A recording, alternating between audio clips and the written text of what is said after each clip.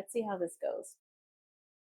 So, watching my husband really lean into his passions, his culinary passions, and expression, self expression, creative expression in the kitchen, doing what lights him up, made me realize that I don't know what my passion is anymore, what my creative outlet is anymore, what lights me up.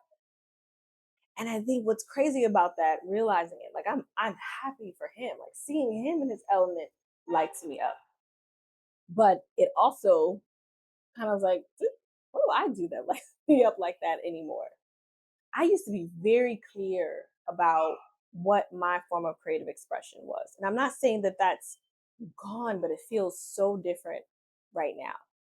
And I'm sitting here looking out at what is a beautiful sunset. And it used to be, I would be sitting here with a notebook, thoughts flooding, writing, poet, busting out a poem, or some kind of something in my writing. Just beautiful. And it just doesn't hit me like that. And I started really, really young when it came to writing poetry. I remember having a binder, and I remember one of my first poems, it was short. I had dated it like 1992. So I'm like 7. So 7 years old, I can at least remember just like writing poetry. That was my thing. And as I got older, I was still writing. And I also got into singing and music. Well, not an instrument, but singing. So I was in chorus. I was first like an instrument and band, clarinet. I was and then my upper elementary school they got a chorus, and I was like, cool. So I started doing choral work and singing, and then that was really my thing. I was in the Young People's Chorus of New York City. I was in Glee Club, jazz ensemble all throughout college. And I also in college time started to not just like write poetry just in my notebook alone while I'm looking at the trees in the park, but also writing and then performing it. So I was starting to do spoken word. I was starting to do poetry recitations, and that lit me up. I was excited to do that. I liked being, even though I was nervous, right? I liked being on a stage and I liked performing. There was definitely a few times because I was nervous. I remember being younger and being really confident in things. Like I was like acting in the first grade play in the Little Red Hen. I was Little Red Hen, okay? And then even in upper elementary, maybe fifth grade or something, our school had, this was a school in New York. They had all these people from a professional theater company come in and work with us to work on every aspect of creating theater. So the kids who had piano, lessons and piano training were composing the music and doing the scores. And there were people building sets and doing costumes. And we were two main actors, and I was one of the main actors. And I remember feeling really confident, but Lord knows when I hear those tapes back, those VHS tapes, okay, mortified because I didn't really understand how to go from chest voice to head voice. And so the chest voice is down here and you're singing. And then when a note went high, it sounded like suddenly I'm singing in an opera. But I was so confident about it, and it was later on that I started singing in a chorus with people that sang in the church that I really was like, oh, I started to kind of shirk down and shrink a little bit. And still, I was always singing throughout college. And that was my creative outlet. It was also a part of my identity at the time. And I would say it was always encouraged. It wasn't something that wasn't encouraged, but also getting good grades was very encouraged. Being an A student had become a big part of my identity too, being top of my class. And there was a sense of practicality that was coming into the fold too in the messaging, right? If you've ever experienced this of like, okay, it's great. I want you to sing, I want you to write poetry. And what are you going to do, right, for like money? so that you can, eat and have a roof over your head, because this idea of a starving artist was real. This idea of like, you're not going to make any money doing X, Y, and Z. And so I was like, I kept my creative outlets, but I was like, okay, so I'll probably teach, or maybe I work for a PR firm. And that's, I didn't do a PR firm, but I did end up teaching. I ended up teaching English literature, composition and rhetoric, and even creative writing at a time. And my major was English literature and I minored in creative writing. When I got my master's in professional writing, I did composition and rhetoric so that I could teach. And then also creative writing was part of my concentration. So it's a double concentration. And I use that time to really lean into my poetry. Once I had all the practical classes, which I also enjoyed, the creative writing classes, I could really just immerse myself. And I did a creative capstone that became my first published book of poetry. And you can still find it on Amazon, Unspoken, a poetic novella by Imani Marshall Stephan. If that's your thing, it's out there in the world. And I knew that that's how I express myself creatively. And then I got older, and you have children, and you get into even getting in a relationship.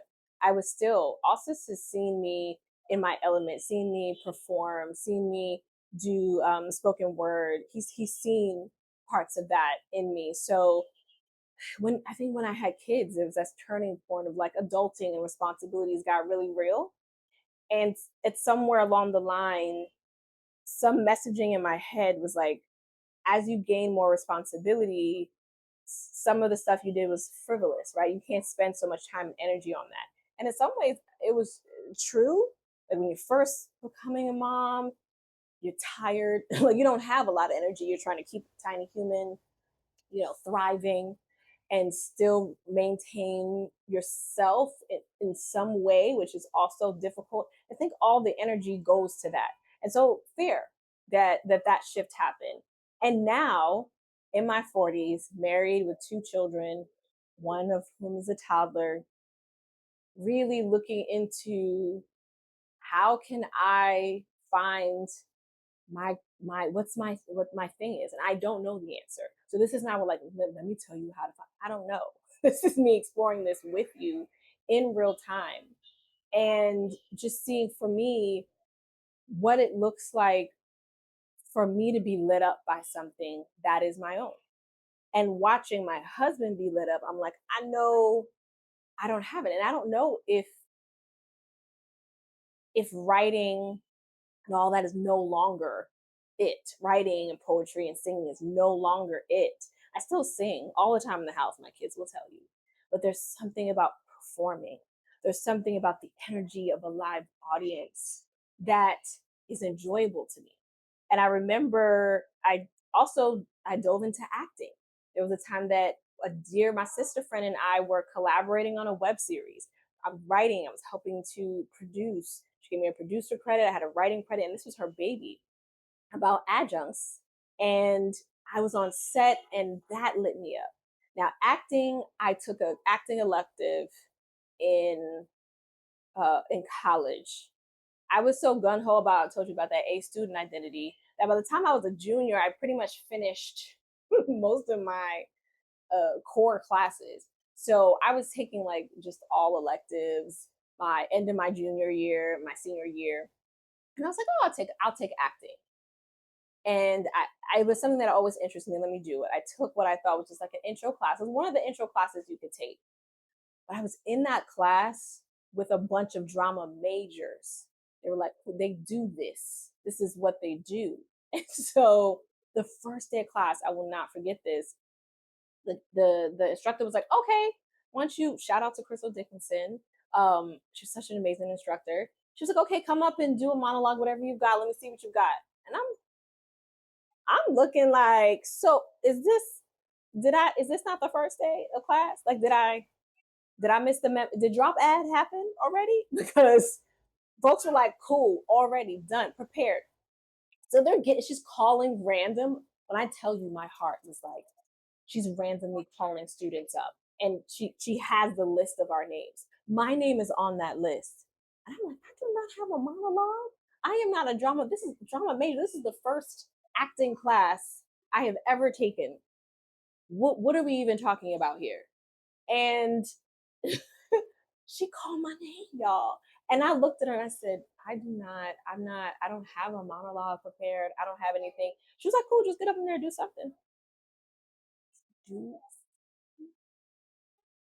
I went up there shaking, stomach in knots, lump in my throat, and struggled through making something up, pulling from television shows or something I'd seen. I don't know what I did, but I got through it, embarrassed as hell. Like I was just like, all of these majors who for whom this is their craft is watching me come in here, and I must look like I don't take this seriously. But it was just like my first toe dip into acting, period. So yeah, that was it. But I actually loved the class. And I had students who were drama majors, and I had the instructor tell me at one point, because I took a second elective in acting my senior year, that I could kind of do this. Like, did I want to take more classes? And I was like, I'm about to graduate. I need to graduate on time with my class. Like, I would have to stay to take on another minor right now. I'd have to stay, do summer school, and maybe another semester or two, and be like a fifth year senior. And I was like, no. And sometimes there's no regrets, but sometimes I wonder what would have happened just for fun. Like, imagine what would have happened if I had just stayed an extra year. If I had, my life would have probably been different. Like, the timing of everything would have been different. That fifth year that I would have been in school, that's the same year I met Austin when I graduated from college and went back home. So everything happens for a reason. And still, I was lit up by that class. So I'm sitting here in this season of my life, thinking about what has lit me up, thinking about the messaging that I got around practicality and responsibilities.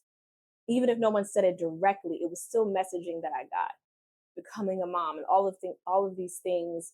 And somewhere along the line, and I'm not exactly sure where, I stopped fully leaning into creative expression. And when I think about being a mom, I think like how amazing for my children to see me explore what lights me up, because I tell them to explore what lights them up. It's part of the reason why we're, eclectic, unschool, homeschool, world schoolers, right? Is that I want you to do what lights you up. How beautiful for them to see mommy do what lights her up. Lean into that. Even making this choice to leave, this lit me up, and they see us making that choice. And I want to go on this journey and have them see me on this journey as well. It's getting dark, y'all. I'm sorry. Because it is I tried to turn it up a little bit. So sorry if the lighting kind of shifted. But yeah. And I don't know if what it is that I am I don't know if it's writing. I need to get back to that. If it's time for me to pivot to something else that's lighting me up now, or I need to pick that back up. I don't think I need to do anything, to be honest. I'll write some things here and there. It's not the same with the same fervor as I once did. Things are different. I don't know if it's acting is the new thing, even though that excites me.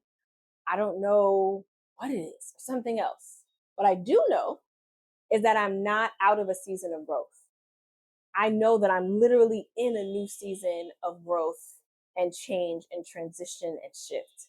I know that that being responsible for tiny humans and just running a household with my husband is not going to stop me from pursuing something that does light me up or discovering it. And maybe that's the thing, right? The question isn't, oh, is it too late? Because I don't think it is. The question is, do I have the courage to try? Do I have it in me? Am I open enough to discover again? I'm not I'm not in a space of clarity about it. Like, I'm clear that this is what I want to do, type of thing. But I don't think clarity is the goal here. I think clarity will come when I have the openness to explore and to discover. And that's where I'm at. So sometimes it's just asking yourself if you're willing to give it a try. if you're willing to give it a shot. So for me, I'm like, yo, I need to go to the karaoke spot. It's right there. I'm probably gonna go with a friend, okay? But I'm gonna go to the karaoke spot. I'm gonna start researching what the artsy scene is out here and just check it out and be amongst the art, the performing and the visual art, and not be intimidated or afraid, right? Well, I might be afraid. I might be a little nervous. So I think be courageous enough, because to me, courage is what you do in spite of the fear, doing it anyway. And so being courageous enough to step into the fact that the language barrier that in my day to day doesn't feel like a high, tall barrier might actually become a barrier if I try to like take an improv class or go into the artsy scene or theater. And how do I do community theater here if I don't speak the native language fluently? But these are just questions, which means I'm not going to know the answer just sitting on the question. So that's where I'm at. I'm taking this journey. I'm taking you guys along with me. And here we talk about how we can have an intentional life, how we can create an intentional life, how we can feel good about our relationship with self and where we're going and how we're growing, and thus have a relationship that feels good with our partners as well. And this is part of that. So if that's your vibe, please go ahead and subscribe and join in this with me. And if there's something that has been on your heart that you wanted to try, you don't have to have it figured out yet, obviously. I don't have it figured out either. I'd love to hear it. Let me know in the comments. Let's just name it, like scuba diving, getting over my fear of heights, swimming again, or, whatever it is. Let me know in the comments. I'd love to hear the things that you feel light you up, or maybe if you're in a place of discovery like me, and you just put discovery in the chat and we can continue the conversation from there. So thank you so much for watching. Bienvenidos, bienvenidos otra vez. Welcome or welcome again. I'm Maria Isha. I'm here making videos, having conversation with you all about what we just talked about. So thank you for listening, and I'm going to see you tomorrow.